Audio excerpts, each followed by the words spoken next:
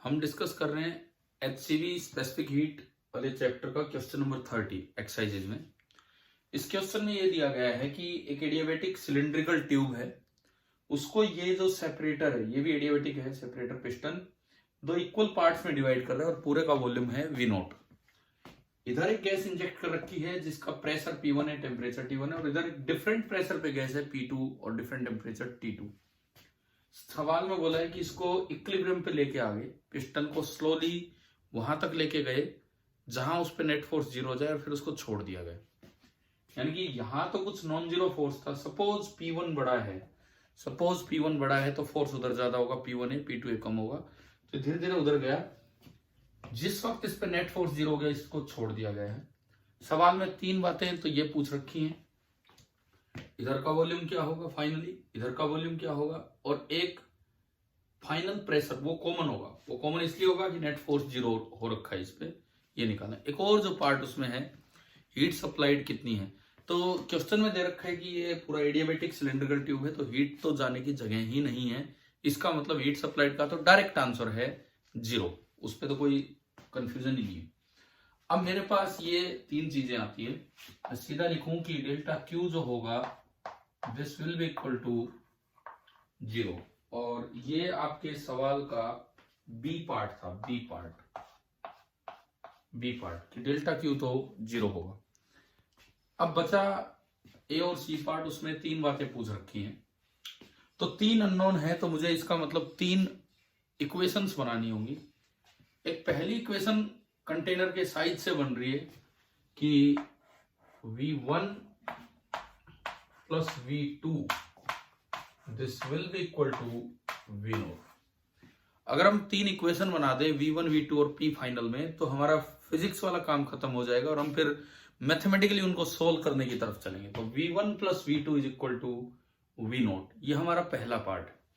अब देखो, ये एडियाबेटिक दीवारें हैं और ये कंटेनर का जो पिस्टन है ये भी एडियाबेटिक है। इसका मतलब इधर जो प्रोसेस हुई है दैट इज एडियाबेटिक।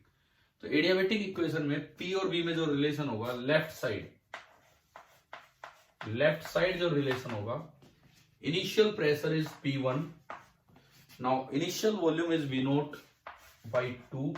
तो हमारी एडियाबेटिक इक्वेशन होती है PV raise to power gamma is constant. तो P1 into V0 by 2 raise to power gamma is equal to, नीचे आओ, P final into V1 raise to power gamma. This is your equation number 2। Similarly आप ऐसी ही equation आप बनाएं right side में adiabatic compression की। वो एडियाबेटिक एक्सपेंशन हो रहा है, एडियाबेटिक कंप्रेशन हो रहा है। तो P2 into V0 by 2 raise to power gamma is equal to P final into V2 raised to power gamma, and now this is the equation number 3। हमारे पास तीन इक्वेशन और तीन अननोन।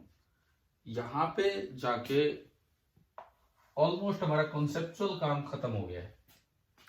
अब बचा है केवल इनका सिंप्लीफिकेशन। तो उसको सिंप्लीफाई करने के लिए पहले मैं एक कोऑर्डिनेट, एक वेरिएबल PF को हटाऊं। तो मैंने 2 से 3 को डिवाइड किया PF हटाने के लिए। देखो PF हट गया, ये भी पूरा कट गया, और ये बचा V1 बाई V2। उधर से मैं देख रहा हूं रेज टू पावर गामा बराबर P1 बाई P2, ये आ गया। और we can say V1 by V2 is P1 raise to power 1 by gamma upon P2 raise to power 1 by gamma. मेरे पास V1 और V2 का रेशियो आ गया। मैं V1 और V2 का सम भी जानता हूं, तो मुझे लगता है छोटी क्लासेस में भी हम इस तरह की इक्वेशन सोल्व करना जानते हैं। Let V1 is equal to P1 raise to power 1 by gamma into x and V2 is equal to P2 raise to power 1 by gamma into x. इन दोनों को यूज कीजिए इक्वेशन 1 में, यूज इन इक्वेशन 1, और वहां से x निकाल लो। जब ये दोनों पुट करेंगे तो x आएगा, x कॉमन आएगा, बचेगा P1 raise to power 1 by gamma plus P2 raise to power 1 by gamma, और वो उधर जाके तो x हो जाएगा V0 upon P1 raise to power 1 by gamma plus P2 raise to power 1 by gamma, उस फैक्टर को हमने A बोल दिया है। यहाँ पे A का मतलब मैं अलग से लिख रहा हूं, A आपका है P1 raise to power 1 by gamma plus P2 raise to power 1 by gamma. X आते इससे मल्टीप्लाई कर दो और इससे मल्टीप्लाई कर दो, तो मेरे पास वॉल्यूम्स आ गए V1 आपका बनेगा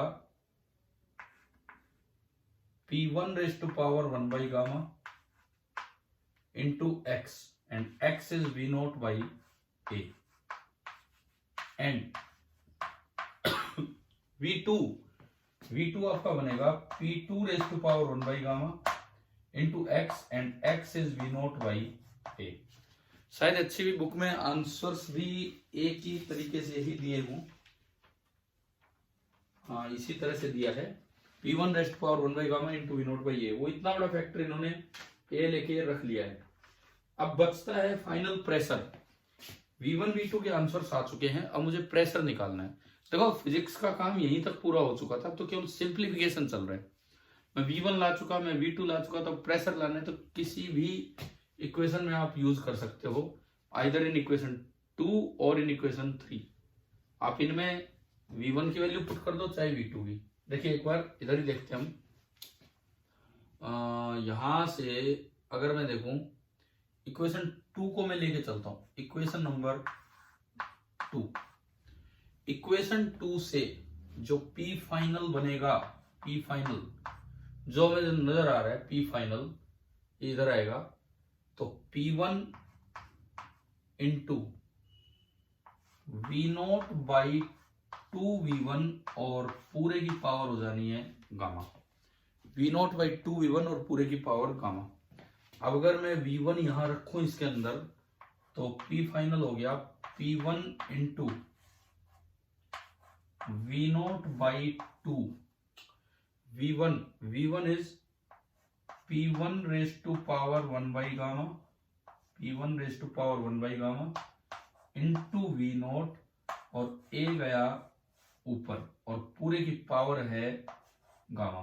देखो V0 से V0 कैंसिल, P1 की पावर 1 बाई गामा और ऊपर पावर गामा, तो ये P1 बनेगा जो बाहर वाले P1 को काट देगा, और ये आपका सिंपली बचा A by 2 raise to the power gamma, A by 2 raise to the power gamma.